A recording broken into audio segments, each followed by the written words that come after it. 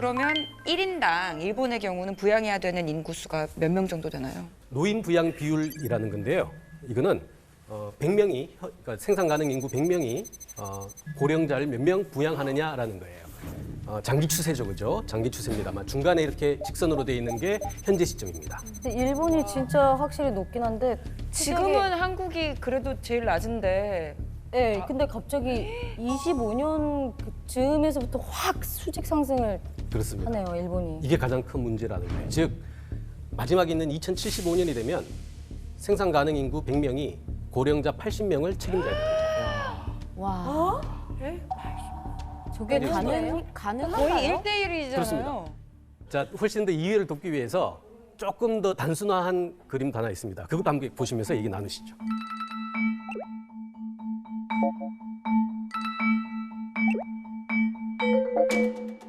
그럼 저는 저 때 제 손주가 저를 부양하나요? 부양을 못 손주라도 받으시죠. 있으면 다행이지. 취소 퇴퇴 하세요. 정말 얼굴도 모르는 다른 청년이 부양하고 있겠지. 그런데 우리가 이해를 하셔야 될 게요. 이것도 지금 추정치입니다. 근데 아까 신 교수님 발표에서도 나왔습니다만 실제 상황과 추계치는 격차가 존재합니다. 그런데 우리의 현실은 추계를 항상 밑돌거든요, 지금. 그 얘기는 뭐냐면 이것도 굉장히 낙관적인 그림일 수 있다는 거예요. 저것보다 더 심할 수도 있다는 거죠. 낙관적인. 저게 독일에서 우리가 그거 게네라티오는 vertrag이라는 단어 많이 쓰거든요. 이제 약간 세대 간의 조약이라는 말이에요. 그러니까 젊은 세대가 그러니까 어른들은 이제 어린이를 살리고 그 다음에 어린들은 이제 어른들을 이제 모시고 살려는 약간 그런 건데 이 그 세대 간의 조약이 이제 깨졌다가 보면 되는 거죠. 그러니까 이제 우리 세대는 더 이상 약간 연금 못 받을 거라는 전망 때문에 굉장히 불안하고 그런 부분이 있어요, 확실히.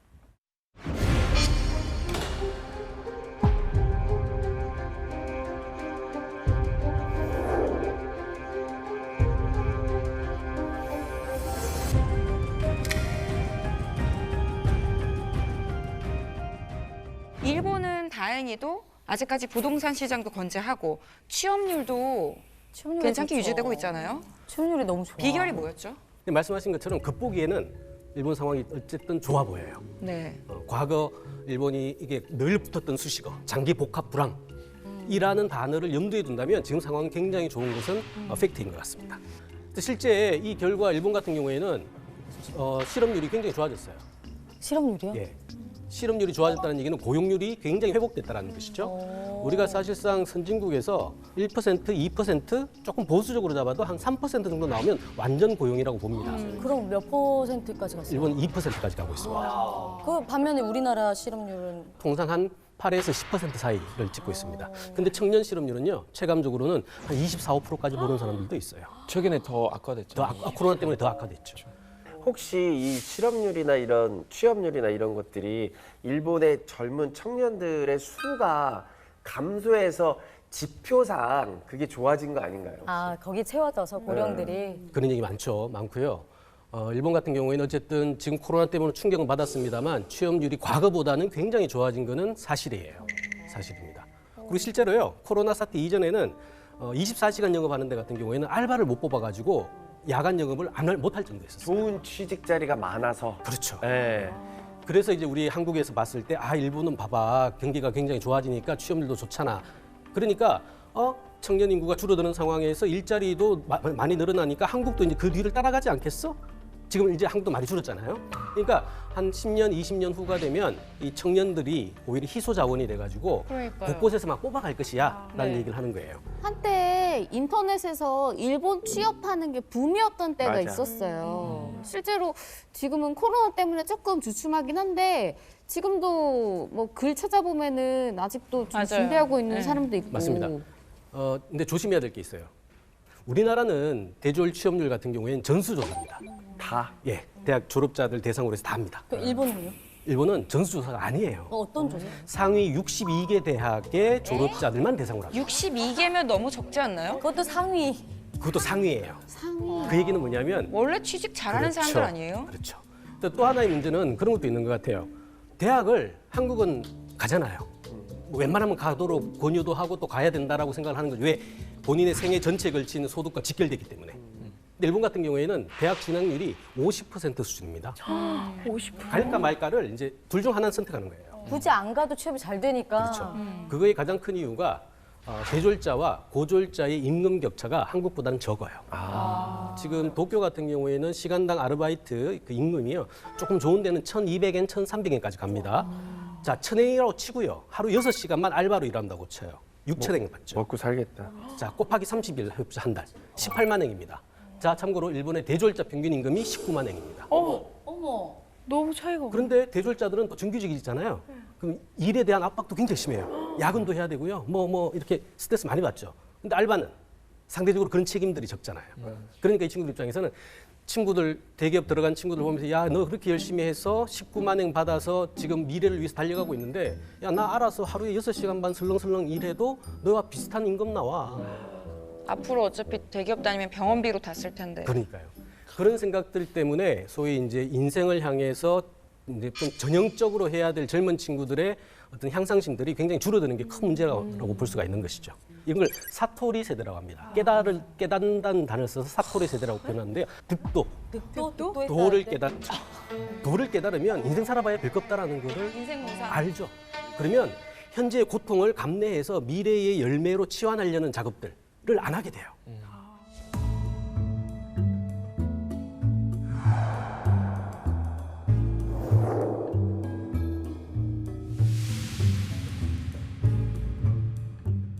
근데요, 저는 아무리 좀 비정규직이고 좀 무기력하다 그래도 원하면은 좀 조금만 노력하면 좋은 일을 할 수 있는 일본이 좀 부럽긴 해요.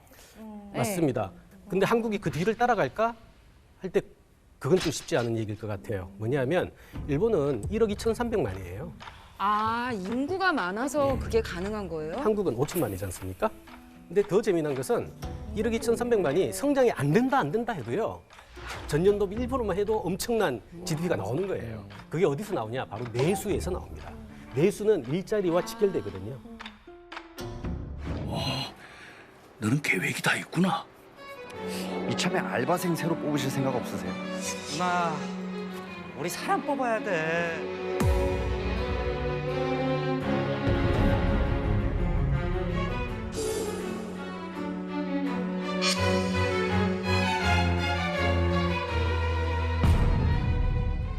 근데 인구가 이렇게 줄면은 부동산 가격도 이렇게 내려갈까요? 그게 굉장히 궁금한데요. 네, 전체적으로 보면 인구가 줄면 수요가 준다는 거거든요. 네. 근데 수요가 줄면 공급이 줄어서 가격을 맞추거나 아니면 공급이 그대로라면 가격은 떨어지게 되겠죠. 이런 논리 때문에 자연스럽게 인구가 줄면 부동산의 미래도 밝지 않다라는 것은 일반적인 시선이에요. 네. 근데 서울 수도권은 안 떨어지잖아요. 그렇죠. 희한하네. 그림을 한번 볼까요? 인구가 줄어도요, 수요가 안 줄면 가격은 올라가요.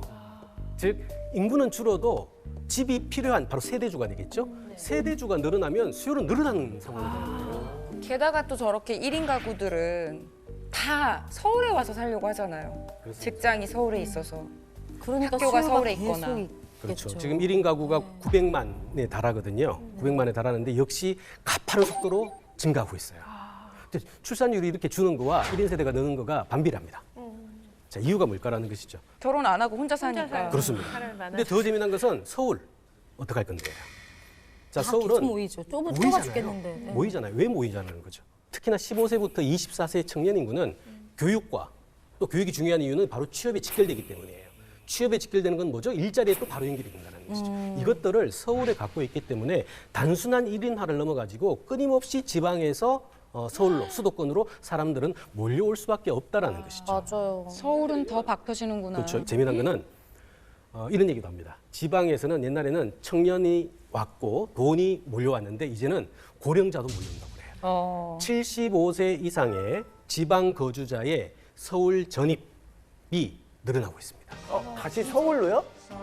나이가 든 분들이 서울로? 그렇죠. 자연이 더 어울릴 것 같은데. 그렇죠. 원래 돌아가는데 그죠. 병원이 뭐지? 많으니까. 비양한다 뭐 그런. 정확히 지적하셨고요. 원래 75세 이상들은요 거의 안 움직인다고 봤어요. 애초에 이론은 60세가 넘으면 잘 안 움직인다고 봤거든요. 당연히 그러니까 사줄 더 것 같아. 많은 문화 혜택, 의료 혜택, 그리고 그렇죠. 손주들도 보고 네. 가까이에서 그러려고 이제 서울로 이사 오시는 거죠. 그 대낮에 서울역에 가셔서요. KTX를 한번 타보세요. 타보시면 꽤 많이 달라졌다는 걸 인식하게 될 거예요. 뭐냐면 서울에서의 대학병원 약 그 통 있죠? 네, 약봉지. 그 받은 이걸 들고 타셔서 지방에 내려가시는 분들이 평일 낮에 굉장히 많으세요. 자, 그분들은 그래도 이동할 수 있는 그래도 여력이 되는 분들이에요. 그렇죠. 근데 그 이동도 힘들어. 그럼 어떡할까요? 그런데도 오시는 노후의 간병 시설이라든가 의료 시설 이거 서비스는 또 받고 싶어. 그리고 돈도 좀 있어. 그럼 지방에 있을까요? 서울에 오죠. 이걸 다시 부동산과 연결시키면요 재미난 현상들이 나오는 거예요. 최근에 이제 부동산 값이 많이 뛰었잖아요.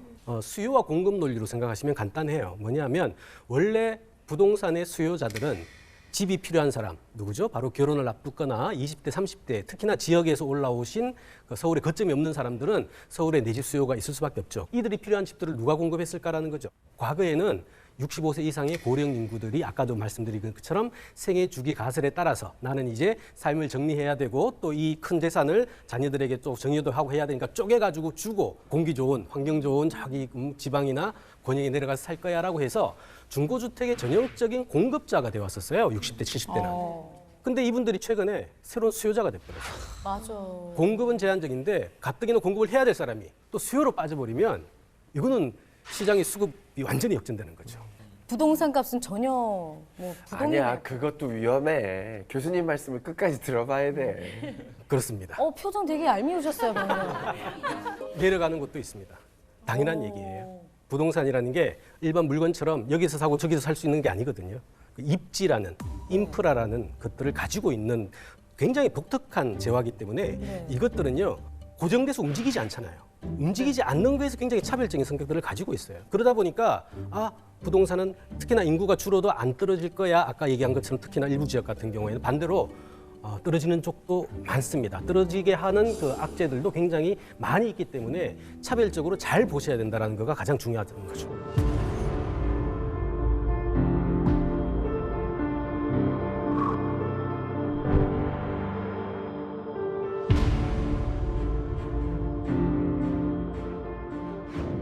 자, 일본의 수도권에 사는 사람들의 비중하고요. 한국의 수도권에 사는 사람들의 비중입니다. 지금도 일본 도쿄는 인구가 유입되고 있습니다. 한국은 참고로 인구가 줄고 있죠, 서울은. 예. 저 위를 보실까요? 위를 보시면 한국의 수도권이에요. 역시 일본하고 추세가 비슷한데 하나 더 수도권의 집중도가 훨씬 높죠. 네, 퍼센테이지 훨씬 높잖아요. 이거는요, 전 세계 어떤 국가도 한국처럼 저렇게 높지 않습니다. 한국은 전체 인구 중에서 100명이라면 52명이 서울 수도권에 살고 있습니다. 진짜 그렇네요. 50에 가 있네요. 넘어섰죠, 절반을. 근데 재미난 거는요. 수도권이 저렇게 늘어나는 것도 이유도 알겠어요. 어쨌든 서울이 많은 일자리를 가지고 있고 자원을 가지고 있으니까. 근데 그 밑에 있는 초록색, 서울을 안 보시죠? 줄어들고 있어요. 서울은 1990년부터 사실은 추세적으로 줄고 있습니다. 1000만이 깨졌죠, 이미. 앞으로 더 줄어들 겁니다. 말씀하신 대로 이제 노인 인구도 서울로 몰려드는데 왜 서울 인구가 줄어들고 수도권 인구가 늘어날까요? 결국 그 연령별 그리고 자산 축적별 양극화 현상인 것 같아요. 고령자분들이 서울로 몰려드는 것은 의료와 간병의 이유 때문에 말씀드렸고요. 특히나 그런 시설들이 잘 몰려 있는 강남 3구 쪽에 75세 이상의 유입률이 현저합니다. 즉 연령도 있으시고요. 경제력도 있으신 분들이 들어오시는 거죠. 반면에 서울 인구는 줄고 있다고 했잖아요. 네. 특히 30대, 40대 혹은 20대의 청년 인구, 원래는 서울 와야 될 사람들이 못 들어오고 이 사람들이 신도시 쪽으로, 경기권으로 쪽으로. 빠진다는 것이죠. 이게 전체적으로 놓고 봤을 때 그래서 인구가 줄어드는데 특히나 구매력을 갖추고 있고 또 그 기반 시설이 충족돼 있는 지역 공간에서는 또 끊임없이 인구가 또 늘어날 가능성도 있다는 것을 알 수가 있죠. 근데 예. 신도시도 사실 신도시 나름이잖아요. 어떤 신도시는 굉장히 인기가 많고 좋은데 어떤 신도시는 정말 출퇴근하기 너무 힘들고 진짜로 말 그대로 베드타운이지만 그래서 분양 엄청 강구해서 분양도 안 되고 들어갔더니 막 결국 그런- 하우스 푸어 돼갖고 분양도 네. 안 되고 공실도 많고. 그래서 사실 우리가 일본을 봐야 될 이유가 일본도 한국하고 유사하게 수도로 사람들이 몰리다 보니까 수도는 다 품어낼 수는 없잖아요. 그러니까 수도 주변부에 신도시들을 많이 지었던 과거 경력을 가지고 있어요. 그렇지. 그리고 실제 이 기간이 많이 지났어요, 이제. 한 40년, 50년이 지났습니다. 바로 이제 선례로 삼을 수 있는 그렇죠. 거네요. 일본과 평가가 가능한 시점이 된 거죠.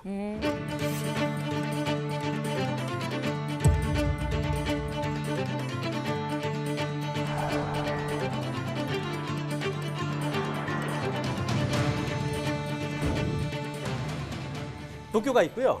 이쪽 끝에 있습니다. 대표적인 일본의 신도시입니다. 약간 일산 같은 곳인가요? 네, 조금 더 가깝죠. 네, 조금 더 가깝습니다.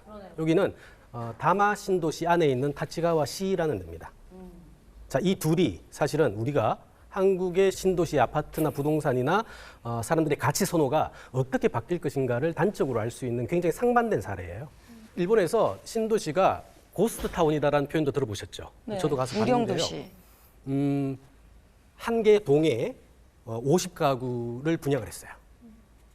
입주자는 5가구. 어머야, 무서워라. 거기 어떻게 살아? 어머. 만약 5가구만 들어오면요, 엘리베이터도 안 가. 안 갑니다. 어머, 불도 다 왜냐하면 꺼져 있어. 50가구가 내야 될 엘리베이터 비용을 5가구가 내야 되는데 내겠어요? 버스 다닐까요? 안 돼. 안 타죠. 다녀도 한 반나절에 하나씩. 그렇죠. 그 60년, 70년대에 들어갔던 사람들이 아마 30대, 20대에 지방에서 올라와가지고 가족을 구성 막 했던 완전 그분들이 지금 연령이 어떻게 됐죠? 이제 7, 80. 7, 80이에요. 자녀들 분가시키고 나서 부부 둘이 살다가 그중에 한 분이 아프시겠죠. 이제 아프면 시설로 들어가셔야 돼요. 그래도 한 분은 시설과 여기를 왔다 갔다 하면서 그래도 같이 서로 좀 돌봅니다. 근데 돌아가셨어요. 이분도 이제 또 아프시겠죠. 그럼 이 집이 빈집이 돼요. 시설로 들어갑니다. 이거 어떡할까요? 이게 현실적인 문제예요. 이런 것 때문에 이미 지어져 있고 신축은 말할 것도 없고요. 사람들이 잘 안 들어오게 되는 거죠. 팔리지도 않으니까. 예, 그럴 거예요.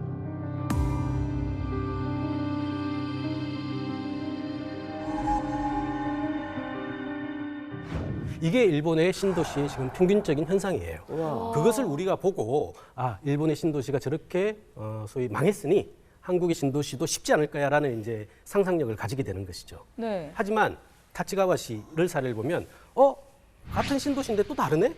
라는 걸 알 수가 있어요. 왜 다를까요? 기본적으로 타치가와시 같은 경우에는 아까 이제 지리적 인접 여부를 말씀을 드렸습니다만 일단 가깝죠, 그죠? 네. 더 출퇴근 거리도 가까울 거예요. 타치가와시의 역세권에 있는 지역 같은 경우에는요, 여기가 인구가 몰려들어요. 아까 얘기했으나 지방에서 살고 있는 청년 친구들이 들어왔을 때 이 지역의 가격이 좋아요. 이 타치가와시 같은 경우에는 통계를 보면 2000년대 그 초반, 2000년부터 한 2015년까지 가격이 한 103, 4% 뜁니다. 뛰어요, 가격이. 그 신도시도 신도시 나름이라는 거잖아요. 우리나라의 신도시랑 좀 같은 점과 다른 점이 뭐가 있는지 비교를 좀 해볼 수 있을까요? 워낙 비교할 거리가 많아서 뭐 단편적으로 얘기할 수는 없는 것 같고요. 전체적으로 좀 말씀드리면 이선 그 신도시의 필요성, 그다음에 정책의 어떤 경험들은 한일 유사합니다. 어쨌든 인구가 몰려들었고 그들을 품어 안아야 된다는 것들이 89년 1기 신도시가 만들어졌던 가장 중요한 거거든요. 소위 52%의 비율 놓고 봤을 때 굉장히 많은 것들이 몰려 있잖아요. 네. 그리고 굉장히 빠른 속도로 출산율이 또 줄고 있어요. 근데 그분들이 이제 10년, 20년 후가 되면 바통을 연결되는 이제 30대, 40대가 되는 사람들인데 이 사람들의 구매력이 그것이 뒷받침될까? 반면에 일본의 사례를 또 놓고 보면 어쨌든 인구는 빠질 거예요. 빠지고 일본처럼 그런 경로를 따르지 못한다면 한국의 베드타운, 여기는 정주 기능만 있지 직주 기능이 없거든요. 그쪽 지역을 떠나가지고 일하고 다시 돌아와야 되는 공간들이에요. 그랬을 때 그런 신도시가 일본의 경로를 따를 것인지 아니면 한국만의 독특한 길을 갈 것인지에 대해서는 명확한 답변을 하기 힘들어요. 대한민국 특히 수도권 서울은 부동산 불패다. 내려간 적이 없어요, 제 기억에. 쭉쭉쭉 올라갔죠. 아직까지. 불패 맞습니까? 자, 결론 내겠습니다. 그렇게 하시네. 부동산 불패다. 쭉쭉 올라갔죠. 아직까지. 불패 맞습니까? 중요한 것은 본인의 판단에 의해서 양쪽 중에 어느 쪽에 무게 중심을 두고 볼 것인가. 그보다 사실 더 중요한 것은 그런 가격을 결정하는 외부적인 어떤 그 요소들을 살펴보라는 거죠. 금리라든가 공급이라든가 수요라든가. 더 중요한 것은 소위 입지와 관련돼 있는 어떤 특수성들. 이런 것들을 총체적으로 보고 판단을 해야지 단순하게 평균적으로 일본의 미래를 밟아갈 것이야 라고 얘기한다는 것은 굉장히 성근 평가일 수도 있겠다는 겁니다.